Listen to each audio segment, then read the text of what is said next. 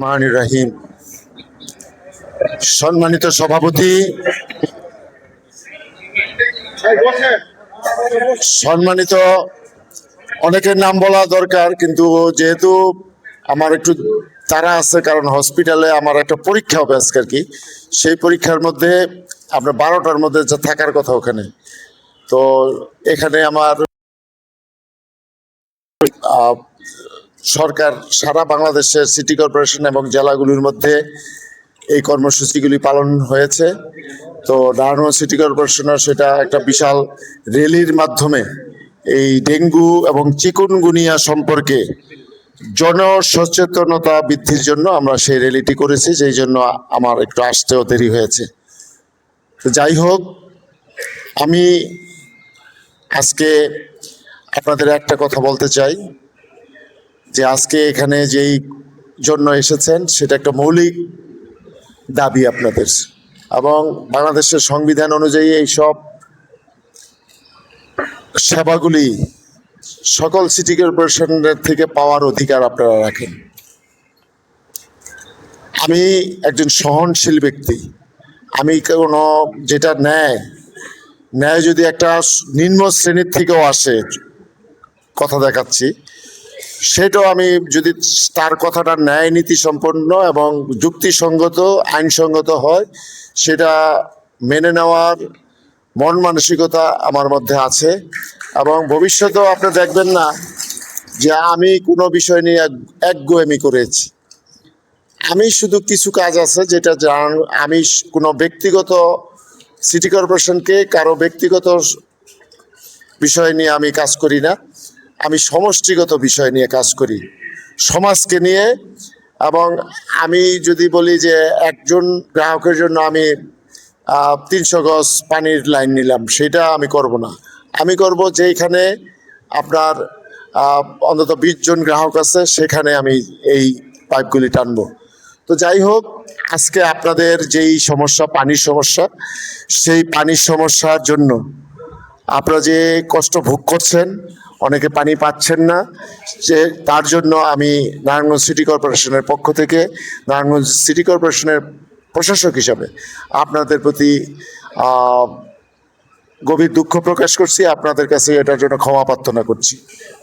আমি একটা কথা সবসময় বিশ্বাস করি যে এই দেশে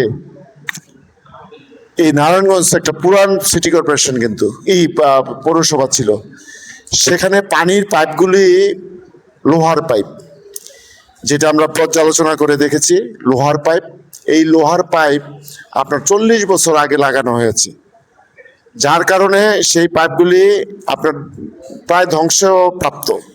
সেই পাইপ দিয়ে পানি আসে, সেই পানি আসার কারণে আমি যেটা দেখেছি অনেক জায়গা থেকে ময়লা পানি ঢুকে যায়। কিন্তু আমাদের যে প্লান্ট, আমি আসার পরে আপনার ICDDR এবং বুয়েট সহ বিভিন্ন জায়গা থেকে আমি এই যে পানি পরিষ্কার করার যে সকল রয়েছে সেগুলি পরীক্ষা করিয়েছি, এবং কয়েকটা এই ব্লিচিং পাউডার সহ যা যা দরকার সেগুলি যাতে আগের মতো না হয়। যেমন আমি গত 2-4 বছর আগের ব্লিচিং পাউডার ছিল, এই ঈদের সময় পরিষ্কার পরিচ্ছন্নতার কাজে ব্যবহার করেছি। সেই ড্রামগুলি খোলার পরে মনে হয়েছে যেগুলি আটা, অনেক জায়গায় মানে গন্ধ নাই। কিন্তু আমরা যেগুলি এখন সরবরাহ করছি সেগুলি খুবই উন্নত মানের, এবং সেটা এরকম না যে ইন্ডিয়ার থেকে নিয়ে আসছে বা চায়নার থেকে। আমি সেটা মান ইসের জন্য আমরা চেষ্টা করছি জাপানি অথবা ইউরোপীয় মানের কোনো এই সব ওষুধগুলি যাতে ব্যবহার করে একটা পানি সমস্যার একটা নিশ্চিত সমাধান করতে পারি। কিন্তু আমি যত ভালো পানি পাঠাই না কেন, এই পাইপের কারণে আপনারা এই পানি, দূষিত পানি অনেকের বাড়িতে চলে যায়, যার জন্য সিটি কর্পোরেশনের বদনাম হয়। আসলে এটা তো আমার না, এটা গত 40 বছর যারা দায়িত্বে ছিলেন তারা আমার মনে হয় আরও আগে এই পাইপগুলি যদি চেঞ্জ করতেন তাহলে ভালো হতো। তবে আপনাদেরকে একটা আশার কথা যেটা শোনাতে চাই, পানির সমস্যা কিন্তু 2 দিনে সমাধান করা সম্ভব না।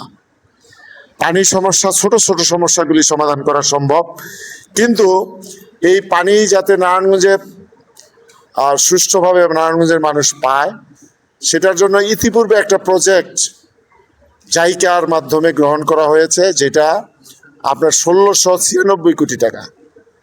এটা শুধু পানির জন্য, নারায়ণগঞ্জের মানুষের পানির সমস্যা সমাধানের জন্য। কিন্তু এই প্রজেক্টটা অলরেডি হইতে হইলে আপনার সমাধান হইতে হইলে আপনার 1-1.5 বছর সময় লেগে যাবে, মানে পুরা কাজটা করতে। এখানে নারায়ণগঞ্জের 320 কিলোমিটার পাইপ লাইন এই প্রজেক্টের মধ্যে, পাইপ যেগুলি চেঞ্জ করে বিশ্বমানের প্লাস্টিকের পাইপ লাগানো হবে, যেটা 50 বছর নষ্ট হবে না। এবং সেই পাইপটা যে রাস্তা খুঁড়ে না, আধুনিক যে প্রযুক্তি, আপনার 200 বা 300 মিটার পরে একটা গর্ত হবে ছোট, সেটা মাধ্যমে আপনার মেশিনের মাধ্যমে ওই 200 বা 300 মিটার চলে যাবে পাইপ। তো এরকম করে পর্যায়ক্রমে এই প্রত্যেকটা বাড়ির, এটা কিন্তু প্রত্যেকটা বাড়ির মধ্যে সংযোগ, মহল্লার মধ্যে সংযোগের এই জায়গায় 320 কিলোমিটার কিন্তু কম না, অনেক অনেক। তো সুতরাং এটা বাস্তবায়ন হলে আমরা বর্তমানে যে পানি দিচ্ছি সেটার অনেকাংশে বিশুদ্ধ পানি পাওয়ার আপনারা সুবিধা পাবেন। আপনারা ইতিপূর্বে পত্রপত্রিকা হয়তো দেখেছেন, এতে আমি মানে স্যাটিসফ্যাকশন আমার নেই। আমি ইতিপূর্বে চায়না সরকারের বিভিন্ন কোম্পানি, জাপানের বিভিন্ন কোম্পানি, স্পেনের বিভিন্ন কোম্পানি এবং ইংল্যান্ডের বিভিন্ন কোম্পানির সাথে আমি যোগাযোগ করেছি। এর মধ্যে 2-3টা কোম্পানি আপনার রাজি হয়েছে বাংলাদেশে অর্থায়ন এই পানি সমস্যা সমাধানের জন্য, কিন্তু সেটা করতে 3-4 বছর সময় লাগবে। যেমন আমি গত 4-5 দিনের মধ্যে আপনার স্পেনের যে কোম্পানি আছে সেই কোম্পানির মাধ্যমে একটা প্রজেক্ট তৈরি করার জন্য নির্দেশনা দিয়েছি। সেই প্রজেক্টটা হবে 6,000 কোটি টাকা ব্যয়ে এই পানির জন্য। একটা পানি শোধনাগার হবে, সেটা হবে একদম কলাগাছিয়ার একদম লাস্ট মাথায়। সেখানে এটা ওরা অর্থায়ন করবে 5,000 কোটি টাকা, যেটার পরিমাণ হলো $470 বিলিয়ন। আর বাংলাদেশ সরকারের প্রায় 1,000 কোটি টাকা ব্যয়ে 60 একর সম্পত্তি আপনার একর করে দিতে হবে, সেখানে প্রায় 1,000 কোটি টাকার মতো হয়তো ব্যয় হইতে পারে। তো এই প্রজেক্টটা নিয়ে আমরা প্রাথমিক করতেছি। যদি এটা হয়, ইনশাল্লাহ প্রতিদিন আপনার 51 কোটি লিটারের বেশি আপনার পানি পাবে। আগামী 50 বছর নারায়ণগঞ্জ সিটি কর্পোরেশনে যে জনসংখ্যা হবে, সেটা আগামী 50 বছর এই প্রজেক্টের থেকে মানে পানির কোনো অভাব পড়বে না। মানে 51 কোটি লিটার, মানে তারও কিছু বেশি। তো যাই হোক, সেটার চেষ্টা চলছে। তা আমি আপনাদেরকে ধৈর্য ধারণ করার আহ্বান জানাচ্ছি। আর আপনারা নারায়ণগঞ্জের মুরব্বী, এখানে স্টেজে যারা আছে এবং আপনার সামনে যারা আছেন, সবাই মুরব্বী। এইসব বিষয়ে আপনাদের সকলের সাহায্য এবং সহযোগিতা চাই। কারণ একটা বিষয়, যে কোনো উন্নয়নেই স্থায়ী হয় না যদি জনগণের অংশগ্রহণ না থাকে। আর যে কোনো উন্নয়নের ক্ষেত্রে আমি মনে করি জনগণের একটা কথা আমাদেরকে আমলে নেওয়া দরকার। আমি যে কোনো বড় প্রজেক্ট নেওয়ার পর, এই যে এটা আমি বললাম, এটার সম্পর্কে আপনারা পর্যালোচনা করবেন, পরবর্তীতে আমাকে মতামত জানাবেন। আমি আপনাদেরকে বলতে চাই, নারায়ণগঞ্জকে পাল্টে দেওয়ার জন্য গত সরকারের আমলে যে এই কাজগুলি হয়েছে, সে তার থেকে যাতে উন্নত সেবা পায়। কারণ বর্তমান সরকারকে অনেক আশা করে কিন্তু ভোট দিয়েছে, সেই আশার যাতে পরিবর্তিত কিছু কার্যক্রম আমরা করতে পারি, সেটার জন্য আমি সবসময় আত্মনিয়োগ করব। আমি আপনাদের সহযোগী হতে চাই। আমি আপনাদের সহযোগী হতে চাই, আপনাদের সহযোগিতা চাই। আপনাদের সকলের সহযোগিতা যদি অক্ষুণ্ণ থাকে, সমর্থন অক্ষুণ্ণ থাকে, তাহলে এই সকল কাজগুলি জনগণ চাইলে পৃথিবীতে এমন কিছু নাই যেটা না হয়। এই যে 5ই আগস্ট 2024 যে পরিবর্তন হয়েছে, জনগণ চাইছে দেখেই তো হয়েছে। তো আমরা এই চেতনাকে ধরে রাখতে চাই। আমি কয়েকটা বিষয়, যেহেতু আপনারা সবাই নারায়ণগঞ্জ সিটি কর্পোরেশনের সচেতন নাগরিক হিসাবে আমি আপনাদেরকে মনে করি, সচেতনতা না থাকলে এই যে আপনারা সমস্যা নিয়ে আপনারা একত্রিত হয়েছেন, সেটাও কিন্তু আপনাদের কাছ থেকে আমাদের কিছু বিষয় আমাদের নেওয়ার আছে। কারণ এই সব বিষয়গুলি যদি আমরা নেই, কারণ আপনাদের কাছ থেকে এরকম মতামত আসবে, সেই মতামতগুলি যদি আমরা নেই, তাহলে আমি মনে করি নারায়ণগঞ্জের নগরবাসীর, সমষ্টিগত নগরবাসীর জন্য মঙ্গলকর। তো আমি এই সকল মতামত নেওয়ার ক্ষেত্রে কোনোদিন কোনো কার্পণ্য করব না। সকল বড় বড় প্রজেক্ট নেওয়ার ক্ষেত্রে আমি একটা বিষয় এটা বিবেচনা করব। আপনারা জানেন, ইতিপূর্বে আমি এই যে নবীগঞ্জ যে ইটা আছে, গুদারা আছে, আমার আসলে সারা বাংলাদেশে আইনজীবী হওয়ার কারণে বিভিন্ন জেলায় মামলা করতে গিয়েছি। আমি কষ্ট পাই যে সময় এই বন্দরের মানুষ যেভাবে, আমরাও যাই, এই ফেরি পারাপার হয়, গুদারা পার ট্রলার বা এই জায়গায় অনেক। তো বাংলাদেশের প্রত্যন্ত অঞ্চলে দেখবেন বড় বড় ব্রিজ হয়েছে, ওই 1 ঘন্টা 2 ঘন্টা পরে একটা গাড়ি যায়, এরকম হয়ে রয়েছে, কিন্তু এই সব জায়গার মধ্যে হয় নাই। তো ইতিপূর্বে আপনারা দেখেছেন যে আপনাদের আপত্তির কারণে আমরা এই যে শীতলক্ষা সেতু সেটা কাজ চলছে, পূর্ব পাড়েরটা, পশ্চিম পাড়েরটা আমরা আপনাদের মতামতকে প্রাধান্য দিয়ে, নারায়ণগঞ্জ নাগরিক সমাজের মতামতকে প্রাধান্য দিয়ে, যেটা আরও কিভাবে এই মাথায় এই নারায়ণগঞ্জের সাইটে এইটা ব্রিজটা করা যায়, সেটার জন্য আমরা আবার ফিরে একটা কমিটি করেছি। সেটার মাধ্যমে সেটা সংশোধিত আকারে যদি প্রস্তাব আসলে আমরা সেইভাবে এই পারের যে যা আছে সেটা করব। ইতিপূর্বে আপনারা জানেন যে আমরা একটা প্রজেক্ট নিছি, সেটা হলো 55টা নলকূপ, যেটা সাবমার্সিবল পাম্প আছে, এটা আমরা বিভিন্ন প্রত্যেকটা ওয়ার্ডে 2টা করে আমরা স্থাপন করব এবং জনঘনত্বপূর্ণ এলাকার মধ্যে স্থাপন করব, যাতে সাধারণ যারা বাসিন্দা, যাদের এই পাম্প বসানোর ক্ষমতা নাই, তারা যাতে ওখান থেকে পানি নিয়ে সুপেয় পানি পাইতে পারে, এটার ব্যবস্থা করতেছি। একটা ট্যাঙ্কি হবে, ট্যাঙ্কির মধ্যে 5-7টা কল থাকবে, সেটার থেকে যাতে এরকম জায়গায় করা হবে, সরকারি জায়গায়, যাতে একটু জায়গা থাকে, যাতে জনদুর্ভোগ তৈরি না হয়, সেইভাবে আমরা সেই পাম্পগুলি করার চেষ্টা করব। আসলে আমার মনে হয় আপনারা যেই কারণে ওই যে আন্দোলন করছেন, আমার প্রথম দিনে মনে হয় আমার কথাটা বুঝতে আপনারা একটু হয়েছেন।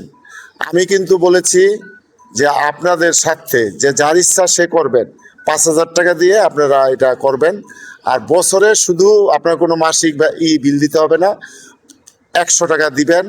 এটা বলছি এই কারণে, এটা কিন্তু আমার সিটি কর্পোরেশনের লাভের জন্য বলি নাই, আমি বলেছি এই কারণে যাতে আপনারা এই পরবর্তীতে অন্য কোনো সংস্থা আসলে আপনারা যাতে বলতে পারেন যে আমরা তো এই তারিখ থেকে এই পর্যন্ত আমরা বৈধভাবে আছি, ওই বিলগুলি যাতে আপনাদেরকে দাবি করতে না পারে।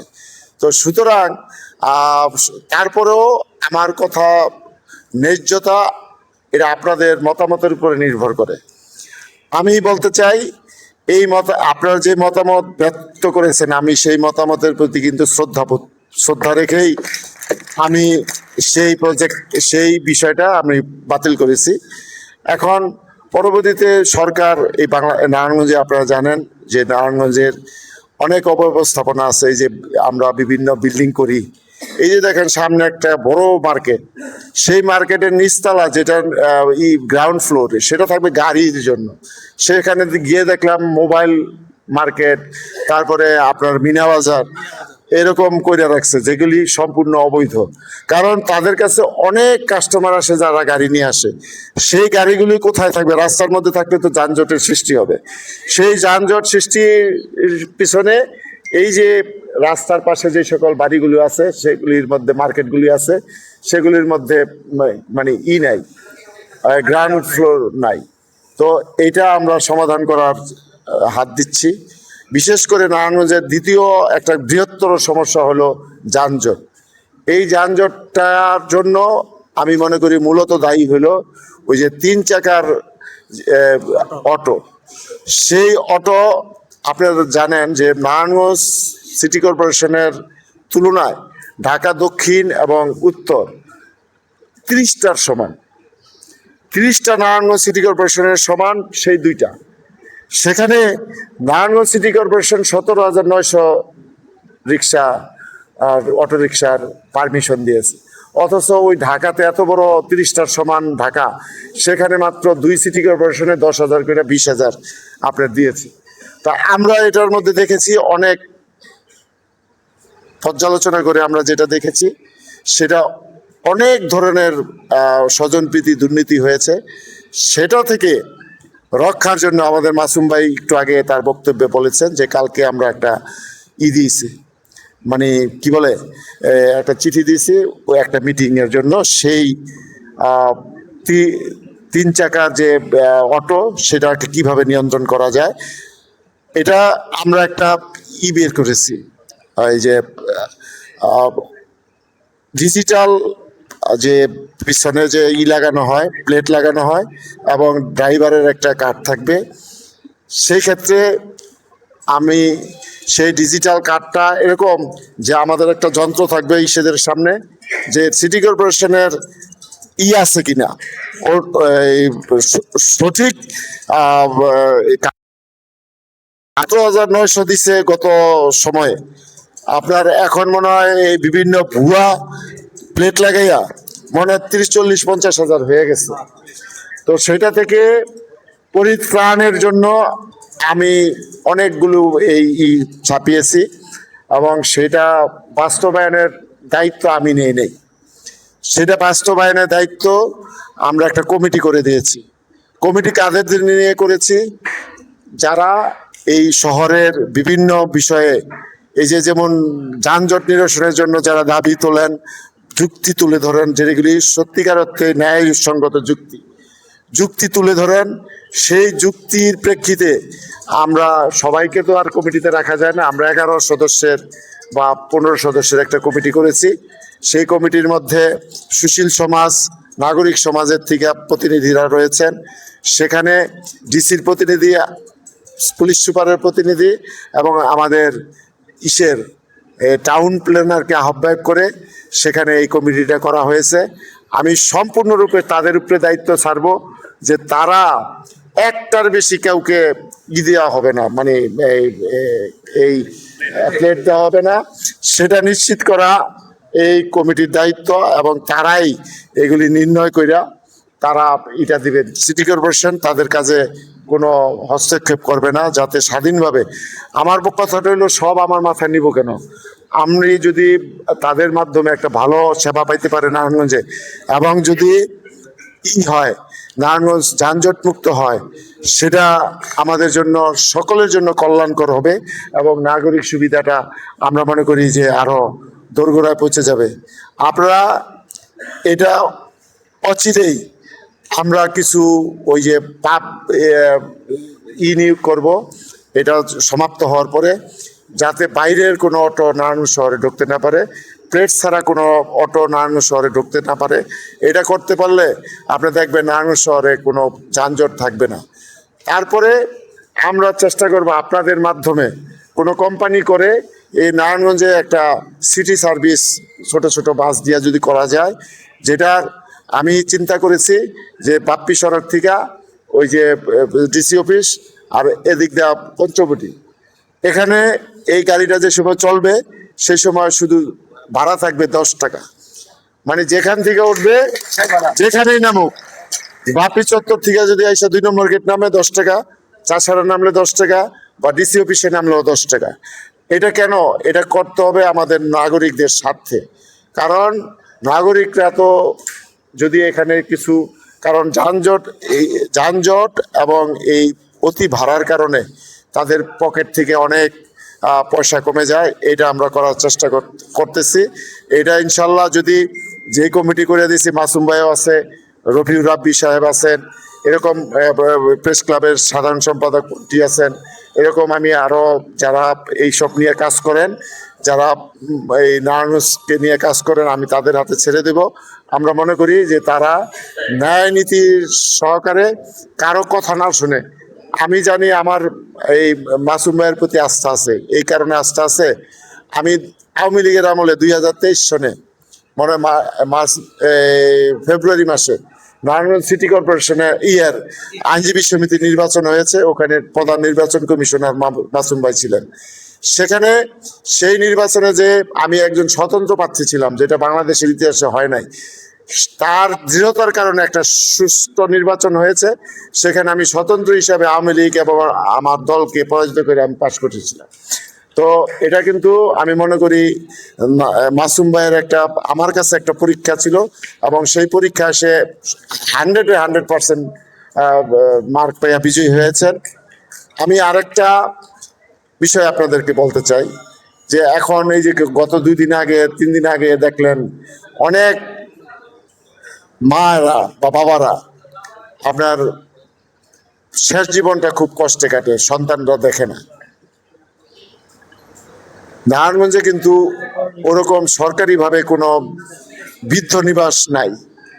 আমি ইতিপূর্বে প্রজেক্ট নিয়েছি, বন্দরে, নারায়ণগঞ্জে এবং সিদ্ধিরগঞ্জে 3টা বৃদ্ধ নিবাস করা হবে, যেটা প্রত্যেকটা 30 শয্যা বিশিষ্ট, আপাতত 90 শয্যা বিশিষ্ট করা হবে। আরেকটা বিষয় হলো আমাদের হিন্দু সম্প্রদায়ের যে ভাইয়েরা আছেন, ওনারা ওই যে সৌদি আরবের সহায়তা যে মডেল মসজিদগুলি হয়েছে, সেই মডেল মসজিদ নির্মাণের পরে আপনার এই তারা দাবি তুলছে অনেক ক্ষেত্রে আমার কাছে যে আমাদের একটা মডেল মন্দির করে দেন, মডেল মন্দির করে দেন। তো এখন তো শুধু হিন্দুদেরকে দেওয়া যায় না, খ্রিস্টানদের জন্য ওই যে কালীবাজার যে চার্চটা আছে, ওই জায়গায় একটা তাদের উপাসনালয়, কারণ সবাই তো এই সিটি কর্পোরেশনের নাগরিক। আর আমি গতকালকা থেকে শুরু করেছি, মাসুম ভাইরা যাবেন এবং উৎসাহ দিবেন, সেটা হলো জলাশয়গুলি সংরক্ষণের জন্য। যেমন আমি যে জিএস পুষ্করণী, সেটা গতকাল থেকে পরিষ্কার পরিচ্ছন্নতা করার কাজ শুরু হয়েছে, এবং এই পরিষ্কার পরিচ্ছন্নতা শুধু শেষ নয়, এই পুকুরটাকে প্রয়োজনে আমি পানি পরিবর্তন করব, প্রয়োজনে ওটা খনন করে পানি পরিবর্তন করে 4-5টা ঘাটলা তৈরি করব। সেই ঘাটলা তৈরি করলে যাতে নারায়ণগঞ্জের মানুষ অন্তত সন্তানদের, অনেকে বর্তমানে সাঁতার শেখার জায়গা নেই, সেখানে যাতে সেটা পারে, সেটা কাজ শুরু হয়েছে। ইতিপূর্বে আমি ওই যে প্রজেক্ট দিয়েছি, চাষারার ভিতরে 2টা পুষ্করণী আছে, এগুলি সংরক্ষণের জন্য। এবং আমার মাননীয় প্রধানমন্ত্রী 14 কোটি টাকা থোক বরাদ্দ আমাদেরকে দিয়েছে, এবং সেটা 1 মাসের মধ্যে ব্যয় করতে হবে, সেটা সত্য।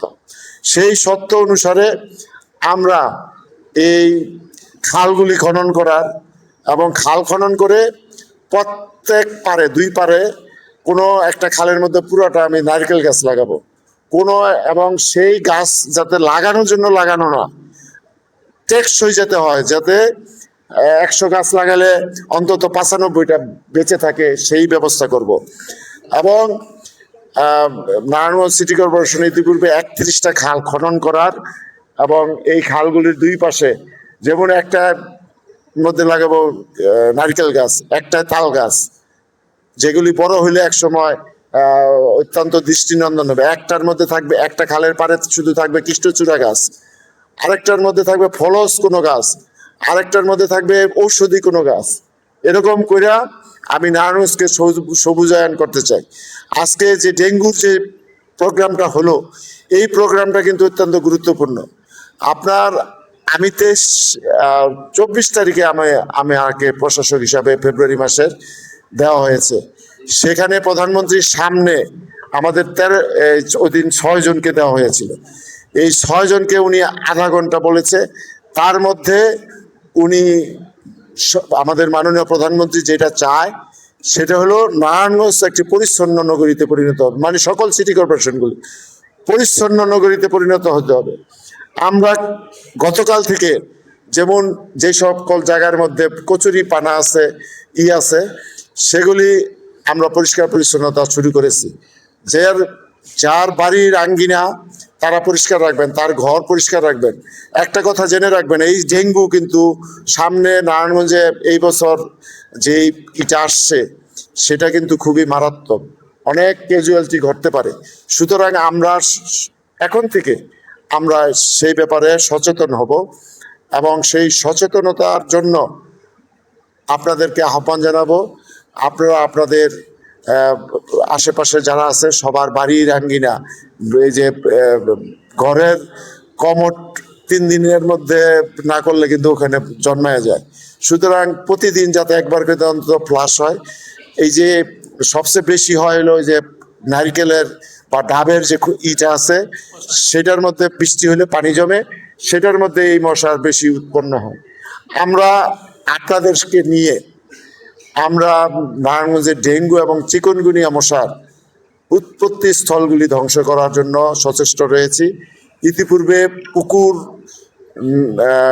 খাল, বিভিন্ন জঙ্গল যেগুলি পরিষ্কার পরিচ্ছন্নতার কর্মসূচি নিয়েছে, কালকা থেকে শুরু হয়েছে। আশা করি এই আগামী যে 4 মাস রয়েছে সেই 4টা মাস কিন্তু আমাদের কাছে গুরুত্বপূর্ণ। আজকে আপনারা এখানে আপনাদের সকলের হাসি মুখ দেখতেছি। যদি কারো এবার যে ভেরিয়েন্টটা আসতেছে সেই ভেরিয়েন্টটা খুবই মারাত্মক, সেটা হলে হয়তো ক্যাজুয়ালিটিটা বেশি হবে, এটা আমাদের কাছে রেজাল্ট আছে। সুতরাং সেটা থেকে কিন্তু আমরা রক্ষা পেতে পারি। সেটা কি, সিটি কর্পোরেশন কিন্তু আপনার বাসার ভিতরে বাথরুমের মধ্যে যে কমোড আছে সেটা ফ্লাশ করা কিন্তু আমাদের পক্ষে সম্ভব না, সম্ভব। সুতরাং আপনাদেরকে সেটা করতে হবে। আপনাদের গৃহস্থলী বর্জ্য আমরা চাই যে আগামী কিছুদিনের মধ্যেই আমরা প্রত্যেকটা বড় বড় বাড়ির মধ্যে আমরা বিন দিব, যেটার মধ্যে আপনারা ময়লাগুলি ফেলতে পারেন। তবে এটা তো 27টা ওয়ার্ডে একসাথে করা সম্ভব না। যেমন আমি গলাচিপাকে ইতিপূর্বে ঘোষণা দিয়েছি, গলাচিপায় দিব পর্যায়ক্রমে প্রতিটা ওয়ার্ডের প্রতিটা বাড়ি বিবেচনায়। যেমন 7তলা বিল্ডিং এর একটা বড় বিন পাবে, 5তলা আর একটু ছোট পাবে, 3তলা আর একটু ছোট পাবে, আর যেখানে ঘর নাই বিল্ডিং নাই, ঘর আছে, সেখানে তাদের বর্জ্যের পরিমাণ কি হইতে পারে সেটা বিবেচনা করে এই বিনগুলি দেওয়া হবে। আমাদের মাননীয় প্রধানমন্ত্রী আমাদেরকে নারায়ণগঞ্জকে চকচকে ঝকঝকে করার জন্য নির্দেশনা দিয়েছে। আমি সেই হিসাবে, আপনারা অনেকে দরখাস্ত দিয়েছেন অমুকের রাস্তায় দিক দিয়ে ঠিক করার প্রয়োজন, অমুকের এলাকায় আপনার ড্রেন পরিষ্কার করা দরকার, অমুক এলাকার ড্রেনটা সংস্কার করা দরকার, অমুক জায়গায় ড্রেনটা পুনর্নির্মাণ করা দরকার। আমি এগুলি সবগুলি কিন্তু কোনোটা যারাই গেছে দরখাস্ত দিছে কোনোটা আমি অগ্রাহ্য করি নাই। প্রত্যেকটাই আমি একটা প্রজেক্ট করে ইতিপূর্বে 80টা প্রজেক্ট আমরা রেডি করেছি। আশা করি আগামী 2-3 দিনের মধ্যে পত্রিকায় এটি টেন্ডার যাবে। এটা হইলে ইনশাল্লাহ আপনার অনেক ক্ষেত্রে নারায়ণগঞ্জের যে চেহারা একটু হইলেও আগের থেকে একটু উন্নত হবে। আমরা এই সড়কটা, এটা হইলো চেহারা, নারায়ণগঞ্জ শহরের চেহারা, বিবি রোড এবং ওই যে হাসপাতাল রোড পর্যন্ত যে জিনিসটা, এটা সেই চেহারা যদি খারাপ থাকে তাহলে কিন্তু কারণ একটা বাইরের জেলা থেকে একটা লোক আসলে সে আইসা দেখবে প্রথমে এই শহরের ঢুকিয়া এই জায়গাটা দেখবে। সুতরাং আমরা প্রজেক্ট নিয়েছি, আপনাদের উপরে ছেড়ে দিলে আপনাদের মতামত দিবেন। সেটা হলো আমরা পর্যালোচনা করে দেখেছি যে এই যে ডিভাইডার আছে, ডিভাইডার যে মধ্যেরটা আছে সেটাকে আমরা ওই ইটা দিয়ে নাই, কংক্রিট ঢালাই দিয়া এবং এখানে গাছ টাছ লাগে, বাতি টাতি খুব সুন্দরভাবে করে আপনার সেখানে আমরা এটা ঠিক করব। আর ওই যে মধ্যে দিয়া যে 2টা লাইনে 2 সাইডে আছে, এটার জন্য আপনাদের মতামত চাইলাম। আমরা এগুলি উঠে ফেলতে চাই, কারণ আমরা পর্যালোচনা করে দেখেছি যে এই কারণে অন্তত একটা গাড়ি চলার জায়গা, আপনার 2 সাইডে 2টা গাড়ি চলার জায়গা নষ্ট হয়ে যায়। আমি এই বিবি রোডের যাতে হয় কি কয় এই যানজট নিরসন হয়, তার জন্য ইতিপূর্বে আপনার কার্যক্রম দেখতে পাবেন, এটাও প্রজেক্টের মধ্যে আছে। যেমন এই যে রাস্তাটা, এই সামনে যে কিছু বসার জায়গা তৈরি করছে, এটা ওই রহমতুল্লাহ মুন্সির এটা পুরাটা আমি রাস্তা করে দিই। হ্যাঁ, এরপরে মনির হোটেলের কাছ থেকে আমি ইতিপূর্বে মহিলা কলেজ একটা দিয়ে রাখছে, ওয়াল দিয়ে রাখছে, তাদের সাথে কথা বলেছি, তাদেরকে রাজি করিয়েছি। হয়তো 2-3 দিনের মধ্যে আপনারা দেখতে পারবেন যে আমরা ওই ওয়ালটা ভেঙে ফেলবো। ভেঙে ফেলে তাদের এই রাস্তাটা আমরা নির্মাণ করে দিব খুব দ্রুত সময়ের মধ্যে, যাতে করে আপনার নারায়ণগঞ্জের এই মেন রোডে কিছুটা হলেও যানজটের কিছু সমস্যার সমাধান হয়। এই ছাড়া আমি এই যানজট কমানোর জন্য যে পদক্ষেপগুলি নিচ্ছি, যেই সব জায়গা দিয়ে আপনার রোড তৈরি করলে আপনার এই যানজটটা কমতে পারে, সেই সকল জায়গা, যেমন আমি চেষ্টা করছি ওই যে পুরান ডাকবাংলো তুলাম কলেজের সামনে, এটা দেখবেন, এটা অপোজিটেই বনশ্রী ফার্নিচার। বনশ্রী ফার্নিচারের থেকে যে রোডটা গেছে ইসডেলের দিকে, সেই রোডটাকে একটু প্রশস্ত করে, অন্তত 20-25 ফিট প্রশস্ত করে, সেটাকে আমরা এখান দিয়ে নিয়ে ওই মেন রোডের মধ্যে তুলে দেওয়া। আমরা কদম রসুল যে সেতুটা করার জন্য আপনার ওই যে হাজীগঞ্জ টু নবীগঞ্জ যে ব্রিজটা প্রজেক্ট নেওয়ার চেষ্টা করছি, সেটা হলো যে এই সাইডে 3টা মুখ থাকবে। একটা হলো সড়ক মাধ্যমে, দোতলা ব্রিজের মাধ্যমে একদম মধ্যে এসে পড়বে, এই যে কি বলে আপনার এই লিং রোডে, একদম হাজীগঞ্জের উপর দিয়ে আইসা লিং রোড পর্যন্ত ওই ব্রিজ পার হইয়া এখানে এসে নামবে, যাতে শহর দিয়ে আসতে না হয় যারা ঢাকা যাবে। এরপরে আরেকটা মুখ হলো আপনার সিদ্ধিরগঞ্জের দিকে, আরেকটা মুখ হয়েছে নারায়ণগঞ্জের দিকে। বন্দরে আবার 2-3টা মুখের প্রয়োজন নাই, যার জন্য বন্দরে একটা মুখই হবে। তো এরকম আরো অনেক প্রজেক্ট আমরা হাতে নিয়েছি।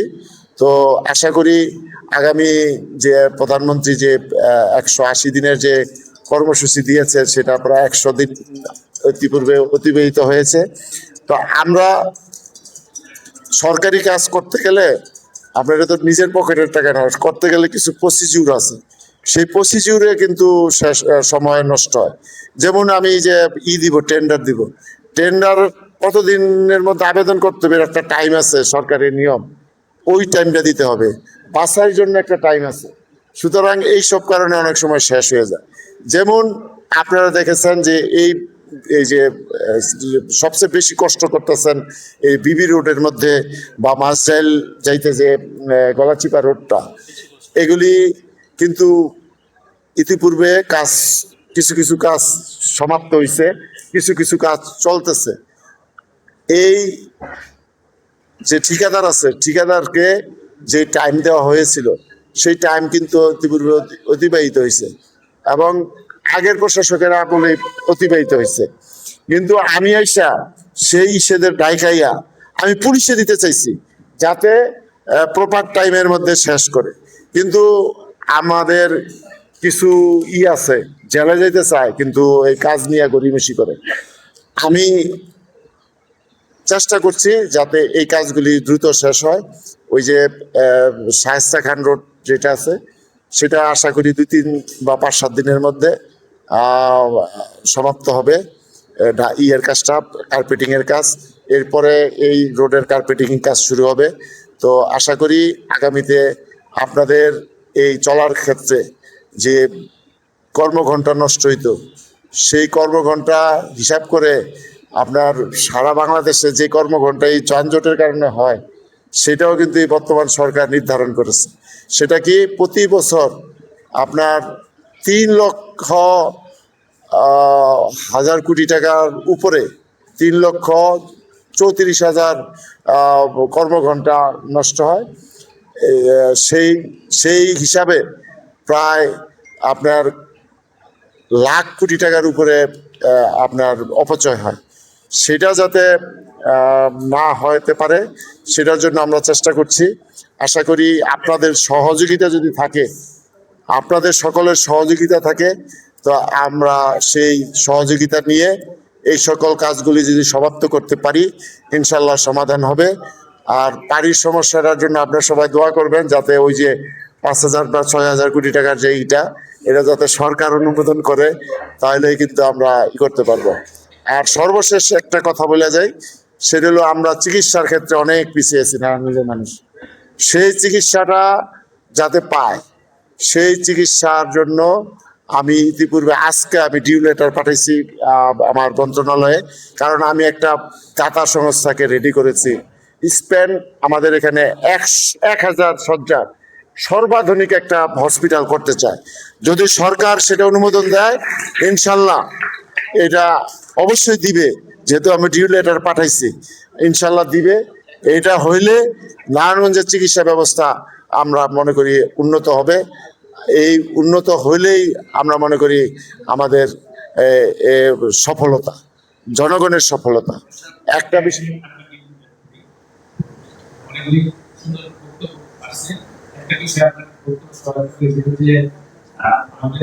মৌলিক বিষয়টা পানি যে আমরা নারায়ণগঞ্জে পানি শুদ্ধ আছে সিটি কর্পোরেশনের মাথা ছিল একটা আমার পানি কল আর এটা যার মধ্যে 24 টাকা করে তুলে করেছিল এবং পুরো থাকতে আছে। এইটাকে সিটি কর্পোরেশন ব্যবহার করে ফেলে অনুমতি ব্যয় করে যেগুলো আছে এবং ইমিডিয়েট জন্য কিছু পানি সংকট যেটা পাইপ নষ্ট হয়ে গেছে, ইমিডিয়েট পানি শুরু নিয়ে মানে কোনো পরিকল্পনা আছে যেগুলো ইমিডিয়েট শুরু হবে।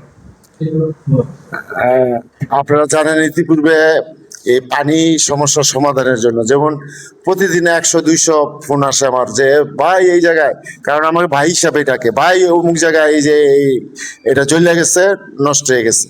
কারণ নারায়ণগঞ্জের পাম্পগুলি এত পুরাতন যে একটু হইলেই জ্বলে যায়, অথবা দেখা যায় লাইনের তার চুরি করে নিয়ে গেছে। এইসব কারণে এই ডিস্টার্বগুলি হচ্ছে। আপনাদেরকে আশ্বস্ত করতে চাই যে এই যে প্রজেক্টটা বললাম 1600 কোটি, না ওইটা না, আরেকটা যে 1695 কোটি টাকার যে প্রজেক্ট, সেটার মধ্যে নারায়ণগঞ্জের যে কটা আছে ইতিপূর্বে কার্যক্রম কিন্তু শুরু হয়েছে। উন্নত মানের বর্তমান যে ক্ষমতা সম্পূর্ণ আপনার পাম্প লাগানো হচ্ছে। আপনার প্রায় 32টা পাম্প লাগবে, নারায়ণগঞ্জে আছে 34টা। এই প্রজেক্টের মাধ্যমে ইতিপূর্বে আমরা 2-3টা প্রতিষ্ঠা করা শেষ হয়েছে। এগুলি বিদেশি তো কোম্পানির, এগুলি এডিপির মাধ্যমে বাস্তবায়িত হচ্ছে।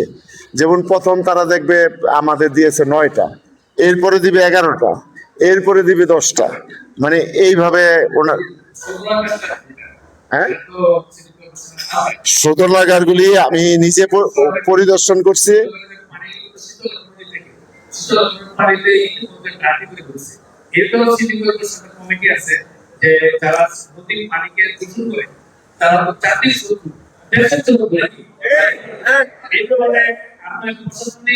যেহেতু আমি নিজে অর্থনৈতিক ভাবে আমার কমিটি আছে, আপনার দায়িত্ব আপনার এটার জন্য পরিকল্পনা সিটি কর্পোরেশন যদি শুরু না করতে পারে তাহলে ওই পানিতে সাপ্লাই দেওয়া। আমার যেই এই প্রজেক্ট নিয়ে কথা বললে 2 ঘন্টা সময় লাগবে।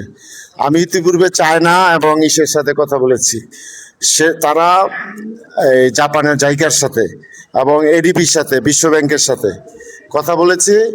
সেখানে কয়েকটা প্রস্তাবনা এসেছে, যেমন 14 মেগাওয়াট বিদ্যুৎ উৎপাদন করবে কিসের দিয়ে, নারায়ণগঞ্জে যদি 1000 টন প্রতিদিন বর্জ্য পাই, সেই বর্জ্যটার মাধ্যমে।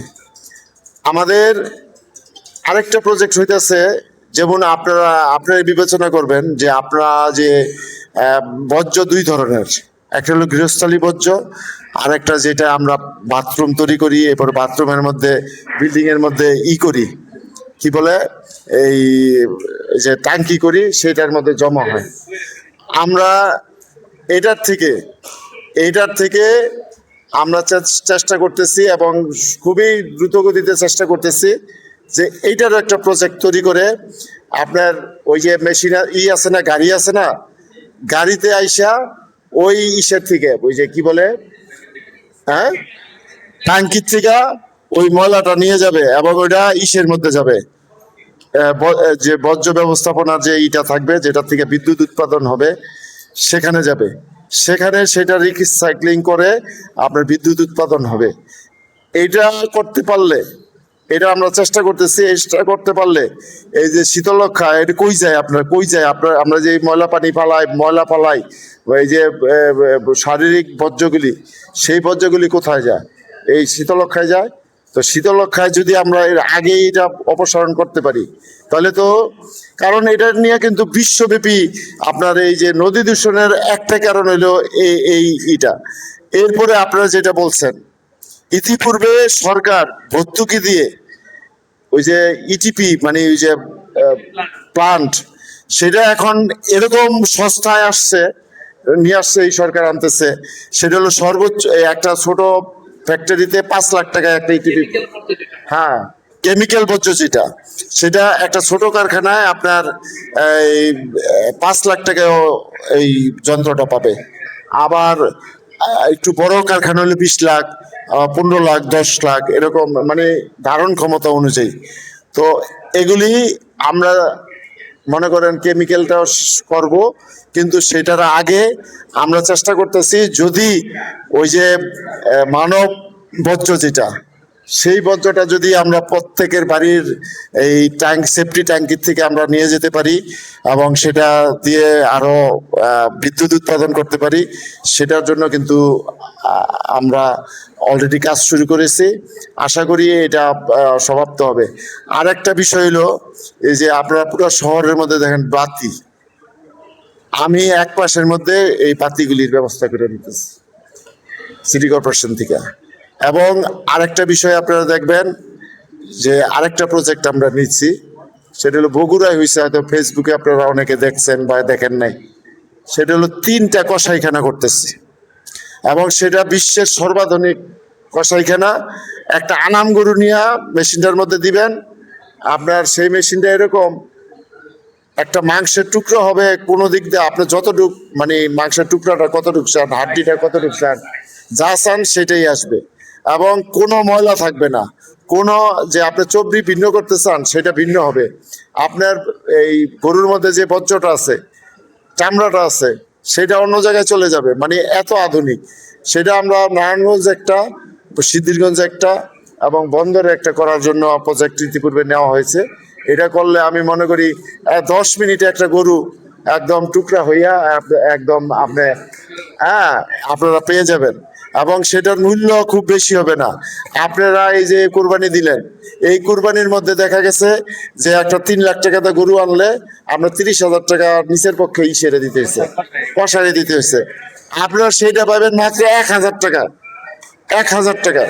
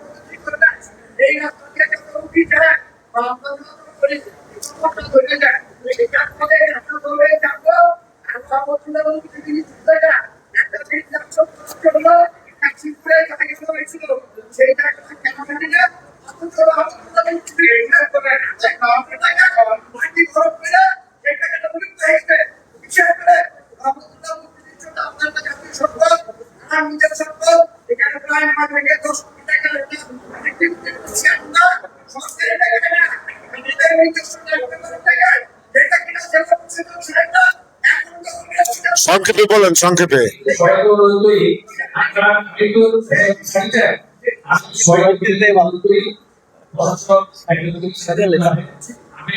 আমি আপনার কথা বুঝতে পারছি। আমি আপনাকে বলি, আপনি যে ডায়াবেটিক্স হসপিটালের কথা বললেন,